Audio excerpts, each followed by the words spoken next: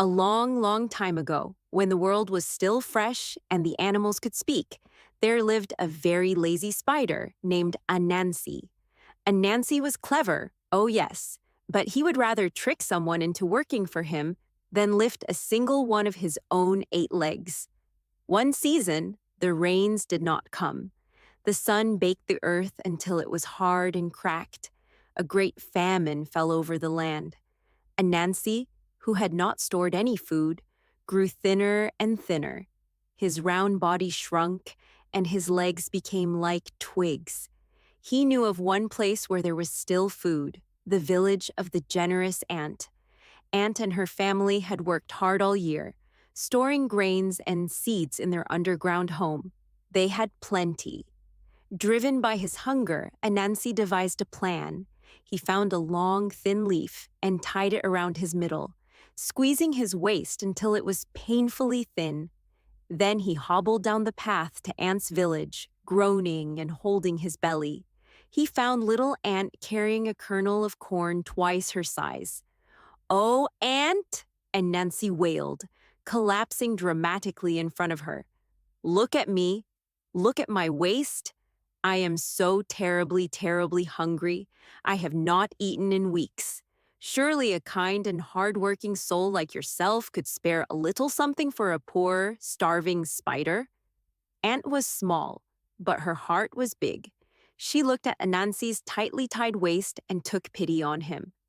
"Of course, Brother Anansi," she said in her tiny voice. "We have enough to share. Follow me."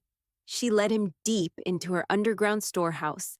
It was filled with pots of grains, seeds, and dried fruits. Anansi's eyes grew wide with greed. Ant gave him a small pot. "Here," she said, "fill this pot with grain. It should last you for many days." Anansi took the pot. But instead of filling it modestly, he pushed it deep into the pile of grains, packing it as full as he could. Then he looked at his own body and had a brilliant, selfish idea. "Sister Ant," he groaned again, even more pitifully. "My legs are so weak from hunger. I do not think I have the strength to carry this pot all the way home. Would you be so kind as to place it upon my back for me?" The ever-helpful Ant agreed. She struggled and pushed until she heaved the heavy pot onto Anansi's back. But as soon as the pot was secure, Anansi straightened his legs. The pot was so heavy, it pinned him to the spot. He could not move. He was stuck, right in the middle of Ant's storeroom. "Oh dear," said Anansi, his voice now full of fake panic. "Sister Ant, a terrible thing has happened.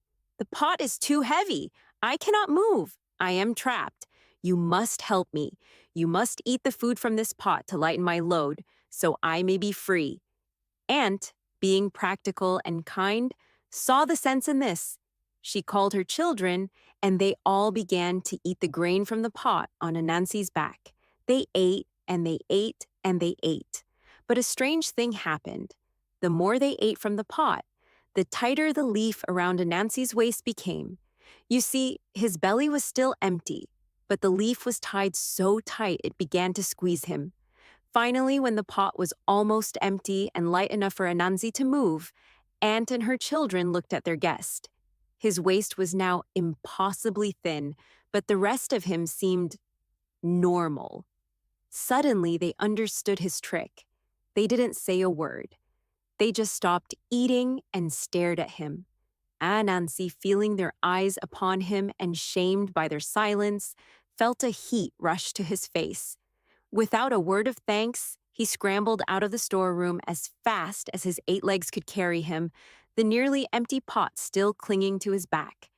He ran all the way home, humiliated. And from that day forward, every spider in the world has carried a tiny, shriveled waist, a permanent reminder of Anansi's greed and the day he tried to trick the generous ant.